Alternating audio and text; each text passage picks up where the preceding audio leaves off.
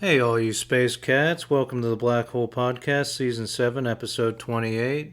I'm your host, Mitch Miller, presidential candidate, the most neutral person in the world, the most transparent candidate ever to run for office, and I'm also a free market entrepreneur. So, we are the schizoids, right? We talked about this last time. We are the schizoids. I'm a schizoid. That's another category I'm in. And we conduct investigations, right? We're the independent investigative body of artificial intelligence and supercomputers.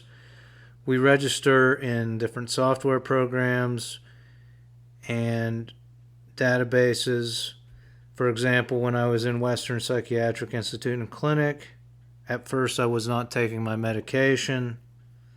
And I asked the nurses under the reason for not taking medication to type in that I'm a conscientious objector. Right? I felt I was a conscientious objector to the war on drugs because we have legalized drug dealers, aka pharmaceutical executives, that facilitate mental facilities that can strap people down, hold people down, inject them with drugs. And then you have people that sell a little pot to friends and family that are not legalized drug dealers, and they get slapped with all kinds of penalties, criminal records that follow them for their lives, devalue their self-worth and their wages. Right? It's all part of the corporate communist slavery system, which I've elaborated on in previous episodes. Another example, register. Everything's recorded, right? All these telephone conversations you have, they're all recorded. I don't know how long they keep them for, but they register in a database, in a hard drive somewhere. The voice enters in, right? And we talked about how voice recognition, face recognition follow us schizoids everywhere. So when we register with a call center, it might carry special precedent. And we realize that. That's why we ask the hard questions when we're on a call with a customer service representative, right? So another example is that, my spouse received a letter for a VW class action lawsuit. She just purchased a new Volkswagen, and there was an issue, something faulty, going back several years in different models of Volkswagen. And there's a class action suit, and I received this letter. It was multiple pages. She had me read it. She usually has me look at this stuff. And I usually handle the vehicle stuff. And it was a bunch of legalese, but a lot of it, hey, if you're part of this class action, you could receive an extended warranty. You can receive XYZ benefits. And if you read closely, you realize that you don't have to do anything to be part of the class action. Just own the vehicle, you're automatically entered into this class action. But they sent a form along with it that you fill out. It was a reimbursement form. So if you had this issue occur to you already and you paid out of pocket for the repairs, you could fill out this form, send it in, and get reimbursed through the class action. Now, it'd be very easy to put on this form if you did not pay out of pocket for a repair. You do not need to fill out this form or send it in, right? But the lawyers, the legal firm, the facilitator of the class action did not do this. So the general gist of the whole package that you received in the mail is that you should fill out this form, right? If you're going to get benefits from this class action, they send a form along, you should fill it out. There's a signature window, you should sign it and send it in. So I thought this was suspicious. I called the facilitator, the 800 number of this class action suit, and spoke with a customer service representative. And I confirmed that I have to do nothing to be included in the class action. And they said, correct, you can opt out of it. There are ways to opt out of it. But if you do nothing, you'll be included. So then, being the schizoid that I am, I asked if they destroy the forms of people who do not need to be reimbursed, right? Do they destroy the signatures? Do they destroy the forms, the information of people who accidentally send this form in that don't need reimbursement? Or do they archive them in their computer network system, in their hard drives? They archive these signatures. And he said that they capture the forms. They do not destroy them. So I found this interesting, that we have a law firm or a facilitator of a class action suit collecting signatures from Volkswagen owners in an election year, right? That's the schizoid in me. I think about these things. Should you think about them? Maybe, and I could elaborate why at a further time. Another example, my TCL smart television, Roku smart television, went black about a little over a year and a half ago. I looked up things on the internet to try, unplugging, switching things off, turning things on, resetting it manually, tried it all, and it still would not show a display. It stays black. The television powers on, everything else as far as I know works, but the screen stays black. So I called the TCL call center, and they had me try the things I had already tried, and the nice lady on there said it was probably a black light issue and I'm out of warranty on this television, right?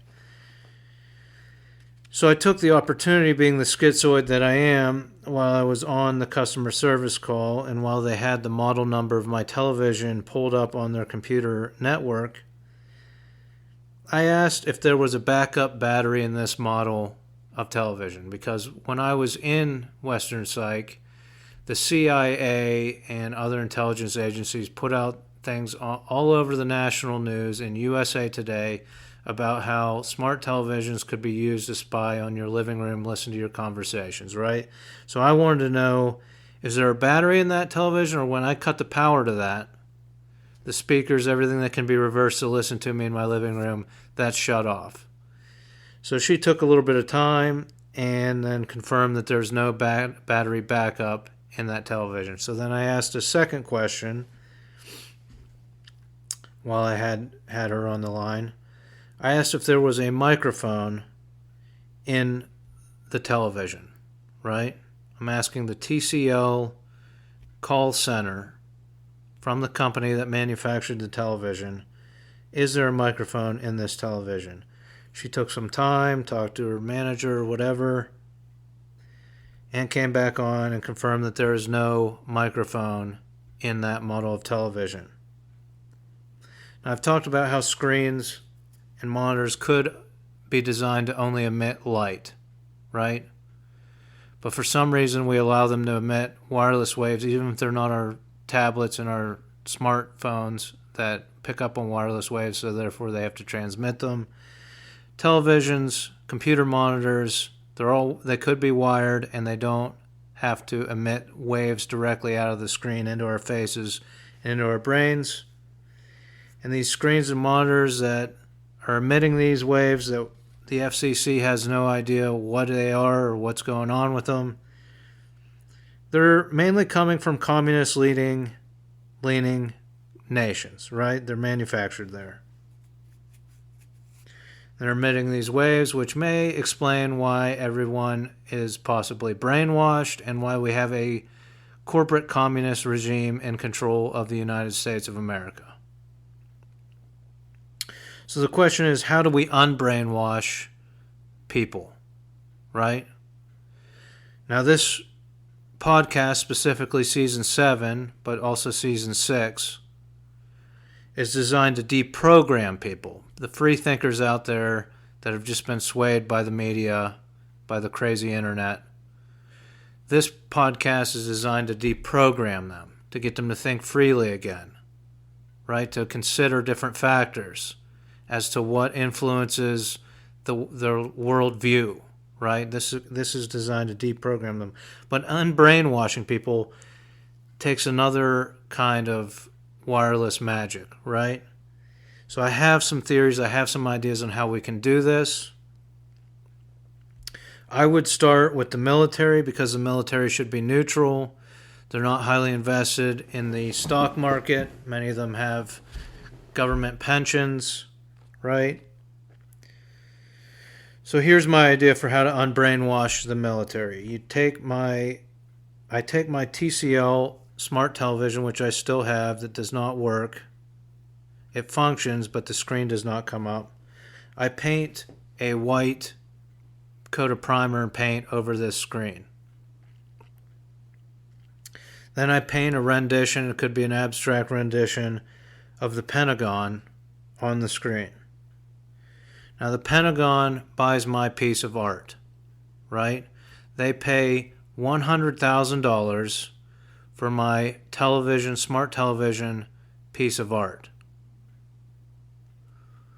I use that $100,000 to do my national investigation that I've been talking about for a long time now, to end corruption and malfeasance in the government and possibly the private sector.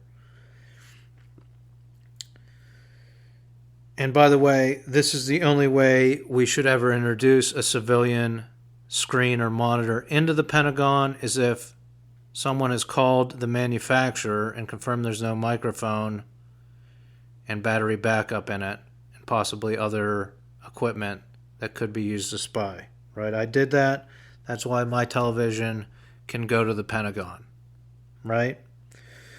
I'm going to super glue a USB with some of my art, a very special USB in the back of this smart television. Then I'm going to either build or find a mechanical timer that allows me to power on the television for 6 minutes. And we're going to set that timer to come on at midnight, so from 12 o'clock midnight till 12:06 a.m. the television will be powered on. The screen won't work and it'll be painted over, but the internal components will power on. Now the reason that we do it at midnight is because that's the perfect time to do a non-lethal pistol duel or have a wrestling match as per my peace treaty, and a decent wrestling match is 6 minutes, 3 2-minute periods, so that's why it's on for 6 minutes. This will give the AI and supercomputers a reference point. In the Pentagon, the TCL smart television is wirelessly capable, even though I had it hardwired in to my internet network.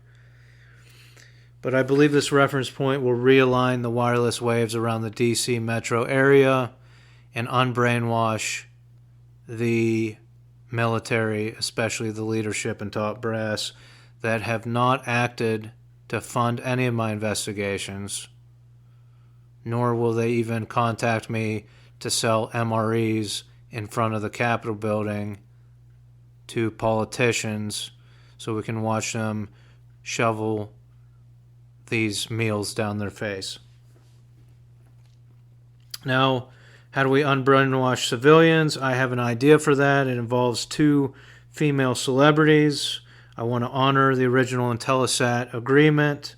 So the 3 of us, myself and 2 female celebrities with a decent contact list in the celebrity community, will be in contact with each other through our phones. Now, if you follow this podcast way back to the Femme Party novel, it's obvious that I would like it to be Lucy Liu and Angelina Jolie that contact me about this unbrainwashing strategy. But let's give them a week to contact me and then open it up to any female celebrity with a decent contact list that can reach out. I'm happy to do a video call with these 2 female celebrities individually together that can be recorded with my presentation for how we unbrainwashed the population. I'm happy to record a video presentation about how we unbrainwash the civilian population and upload it to YouTube, send them the link, or mail a USB with that video presentation to them. Any way you want to do it. So contact me, please, because I'd like to unbrainwash large portions of the population that have been staring at these smart televisions for 15 years with waves blasting into their faces. So I want to close with an idea and I want to be careful because there's hot button words, right? One of them is a collective, like an artist collective, right? That's borderline communism, according to the so-called capitalists, right? Even though the billionaires share their yachts and their mansions and their private jets with their friends and family, and it's basically a collective. But we can't call it a collective, right? So I want to form a corrective, right? Let's call them correctives, because we're correcting what the corporate communists have done. We are correcting the corporate communist actions. So what I'm proposing here, I have lots of ideas for my corrective. I want them to be individual correctives, city by city, region by region. The first part is to start a Facebook group called Pittsburgh Street Art, right? I might start this Facebook group, but I'd rather some other individual with better artistic contacts start the Facebook group. I'm willing to do the legwork part of it, but if they facilitate the Facebook group. Pittsburgh Street Art, this can be Seattle Street Art, this can start in every city in the United States and potentially the world. So owners that have been victim to, I'll call it victim, but have had graffiti on their property, right? Owners of buildings, walls, different areas, even the city, call the Facebook group Pittsburgh Street Art. They either message us or they can call my number. I go out with my good camera, I take a picture of this graffiti, and I post it to the Facebook group. Every member of the Facebook group, all the members, they vote. Thumbs up if they want to keep that piece of art in their city. Sad face if they think it should be covered up, painted over, right? Majority rules. If it's thumbs up, we keep it up until the next vote, or we paint over it if it's sad faces. The owner gets a free paint job, the graffiti's cover up. So if it's just tags or something lame like MitchForMayor.com or the Black Hole Podcast, something real lame like that, we can vote it that we don't want that graffiti, that it's ugly, it's not artistic, and I'll go out and personally set up my ladder and paint over it, right? So I'll do the legwork. I'll take the pictures, I'll go paint over it. In Pittsburgh, the corrective will have to field people to do this in other cities, right? That'll be the responsibility. So this corrective will run on donations. Each city will be autonomous. It'll be totally transparent. All donations will be posted to the group, all expenses. And we'll also take donations of paint, right, from homeowners. And this is where I want to start a human-based database. Notice I'm not saying AI tool, of different paint colors, how we mix them to make other paint colors, right? We can partner with paint companies, but they're corporate communists. And again, I'm a house painter by trade, so this is where this idea comes in. They want you to dump that paint down the drain every 5 years, right? And that's all longer paint is good in a can staying in your basement, right? 5 years. If you haven't touched up in 5 years, your paint on your walls has faded. That paint in the can is not going to look the same. So around 5 years, every homeowner should look into getting rid of their paint. Now, what I'm suggesting is our correctives have a space where we can store paint and homeowners can donate that paint. So we're talking about an entire artistic movement, city by city, where people have access to these interior and exterior paints. exterior to paint over the graffiti, or to paint murals over the graffiti, or to paint murals in general. Artists can come for mural paint and interior paint for interior murals or for canvas, right? We use the interior paint, but we take each color, each stock color, whether it's a Sherwin-Williams color, a Home Depot color, a Pittsburgh Paints color, and we figure out if we mix starting with equal parts, if we mix equal parts, what new color is created, and we start a database, a human database, so that we can reuse this paint, mix the colors we want, and not dump it down the drain or throw it away, right? So it's a corrective to correct the some of the ills that I see as a house painter. Start with equal paints. So say you have Sporty Blue and Mystic Red. You mix equal parts of those together, and it turns out to be Software Gray. That's all on the database, right?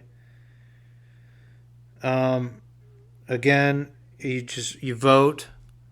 People in this, you don't have to be part of the corrective to be part of the Pittsburgh Street Art Facebook group, right? That's just everyday citizens voting. Should we keep this lame tag, or maybe it's an inspirational quote and we want to keep that, or a nice piece of art that somebody made with graffiti and you're voted up to keep that. Either way, the person that owns the property can paint over it if they want, but they get a free, I'll donate the labor, hopefully we get the paint donated, they get a free paint job over the graffiti if people vote it off, right? This is going to inspire better graffiti, better art. It's going to make beautiful art all throughout our cities and it's direct democracy. We can vote. I'm always trying to figure out how we can get this Republic of the United States to be more democratic. And so that's my suggestion. So these correctives, if you'd like to start one, contact me. Start the Facebook page, Facebook group.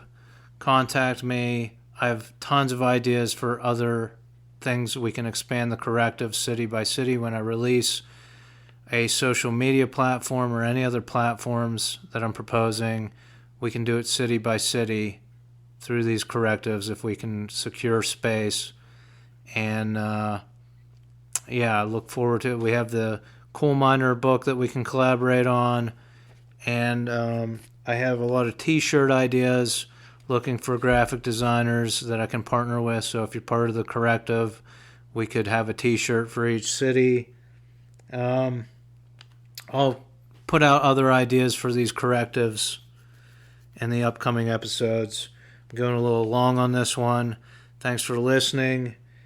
And until next time, I wish you peace, prosperity, and homeostasis.